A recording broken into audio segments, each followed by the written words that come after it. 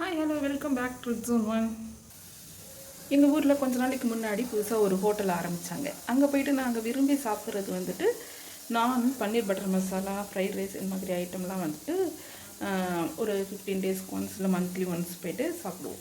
So ஆரம்ப காலத்தில் வந்துட்டு அங்கே கொடுத்த பன்னீர் பட்டர் மசாலாவோட டேஸ்ட் வந்து வேறு லெவலில் இருக்கும். அப்படியே க்ரீமியாக சூப்பராக இருக்கும். ஆனால் நாளாக நாளாக என்னாச்சு அப்படின்னா, இப்போல்லாம் அந்த நம்ம வீட்டில் சப்பாத்திக்கு தக்காளி தொக்கு பண்ணுவோம் பார்த்தீங்களா, அந்த தக்காளி தொக்கில் பன்னீரை போட்டால் எப்படி இருக்கும், ஸோ அந்த மாதிரி டேஸ்ட்டில் தான் இருக்குது. ஆனால் விலை மட்டும் பார்த்திங்கன்னா 170 ரூபா 175 ரூபா அந்த மாதிரி இருக்குது. ஸோ நான் என்ன யோசித்தேன்னா, அந்த 170 ரூபா கொடுத்து உன் கடையில் வந்துட்டு அந்த தக்காளி தொக்கில் பன்னீரை போட்டு சாப்பிட்றதுக்கு நான் என் வீட்லேயே தக்காளி தொக்கு பண்ணி பன்னீர் அதில் போட்டு கொஞ்சம் பட்டரையும் போட்டு நான் சாப்பிட்டு பண்ணி அப்படின்னு நினச்சி இன்றைக்கி நான் பண்ண போகிறேன். ஆனால் நிஜமாகவே சொல்கிறேன், இதை சாப்பிட்டுட்டு என் பையன் சொன்னதுன்னா, அங்கே இப்போல்லாம் கொடுக்குற இந்த பன்னீர் பட்டர் மசாலான்னு கொடுக்குற அந்த தக்காளி சட்னியை விட நீ பண்ணது வந்து டேஸ்ட்டாகவே இருக்குது, நம்ம வீட்லேயே இனிமேல் செய்து சாப்பிட்டுக்கலாம் அப்படின்னு சொல்லிட்டு தான் சொல்லியிருக்கான். நீங்கள் இருக்க ஏரியாலையும் ஹோட்டலில் இதே மாதிரி பிரச்சனை அப்படின்னு சொல்லிட்டு சொன்னால் தயவுசெய்து கவலையே படாதீங்க. வீட்லேயே நம்ம இருக்கிற பொருளை வச்சு சிம்பிளாக டேஸ்டியாக செஞ்சு சாப்பிடுவோம். வாங்க அசத்தெல்லாம் செஞ்சிடலாம். 1 ஸ்பூன் சோம்பு, 1 இன்ச்சு பட்டை, 3 லவங்கம், 3 ஏலக்காய் எடுத்து வச்சுருக்கேன். இதை அப்படியே மிக்ஸி ஜாரில் சேர்த்துக்கலாம். இது கூட ஒரு 7-8 முந்திரி பருப்பு சேர்த்துக்குவோம். ஒரு பெரிய வெங்காயம் கட் பண்ணி வச்சுருக்கேன், அதையும் இதுலேயே சேர்த்துக்கலாம். நல்லா பழுத்த பெரிய சைஸில் 2 தக்காளி கட் பண்ணி வச்சுருக்கேன், அதையும் இதுலேயே சேர்த்துக்கலாம்.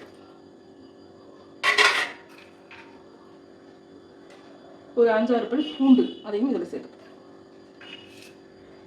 இதை இப்போ நல்லா தண்ணி ஊற்றி பேஸ்ட்டாக அரைச்சிக்கலாம். ஸ்டவ்வில் ஒரு 2 ஸ்பூன் அளவு எண்ணெயை சேர்த்துக்கலாம்.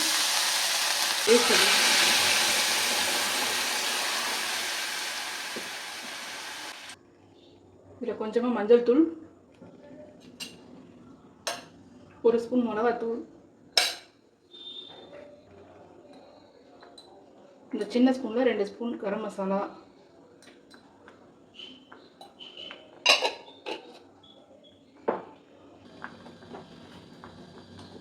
இதுக்கு தேவையான அளவு உப்பு, இதை சேர்த்து இதை நல்லா கொதிக்க விடுவோம்.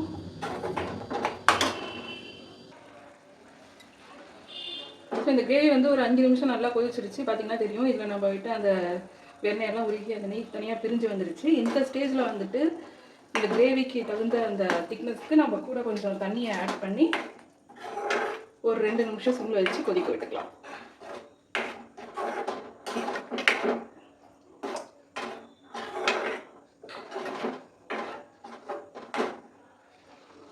ஸோ கிரேவி நல்லா கொதிச்சிடுச்சு. இதில் வந்துட்டு 200 கிராம் மில்கி மிக்ஸ் பன்னீர் வாங்கி க்யூப்ஸ் பண்ணி வச்சுருக்கேன். இந்த க்யூப்ஸை இதில் ஆட் பண்ணிக்கலாம்.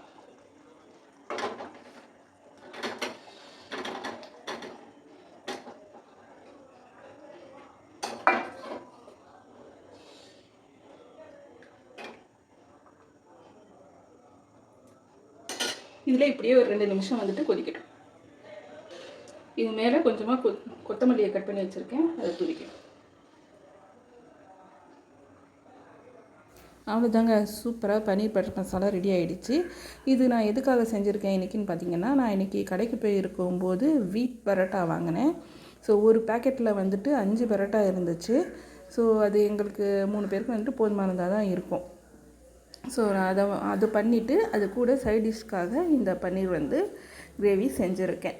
ஸோ அந்த வீட் பரோட்டா வந்துட்டு கல் சூடு பண்ணிவிட்டு அதில் பரோட்டாவை போட்டு நல்லா எண்ணெயை விட்டு நல்லா திருப்பி போட்டு நல்லா சப்பாத்தியை எப்படி சுடுவோமோ அதே மாதிரி நல்லா அழுத்தி விட்டு சுட்டு எடுத்தாச்சு.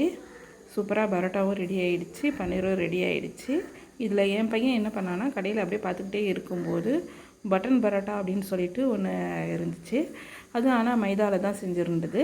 ஸோ அதை வந்து அவன் வாங்கியிருந்தான். அவன் வாங்கினதில் வந்துட்டு இந்த பட்டன் பரோட்டா வந்துட்டு 5 இருந்தது. அந்த 5யுமே நான் சுட்டுட்டேன், எல்லாருமே ஷேர் பண்ணி சாப்பிட்டுக்கலான்னு சொல்லிட்டு. அதுவுமே நல்லா தான் இருந்தது. இருந்தாலும் வீட் பரோட்டா வந்து இதை விட கொஞ்சம் ஓகே அந்த ப்ராடக்ட். ஸோ சூப்பராக எல்லாருமே திருப்தியாக சாப்பிட்டுட்டோம். கண்டிப்பாக எல்லாருமே கடையில் போயிட்டு காசை வேஸ்ட் பண்ணாமல் வீட்லேயும் சப்பாத்தி டால் தக்காளி சட்னின்னு பண்ணாமல் இது மாதிரி கொஞ்சம் டிஃப்ரெண்ட்டாக பண்ணால் சாட்டிஸ்ஃபேக்ஷனாக இருக்கும்.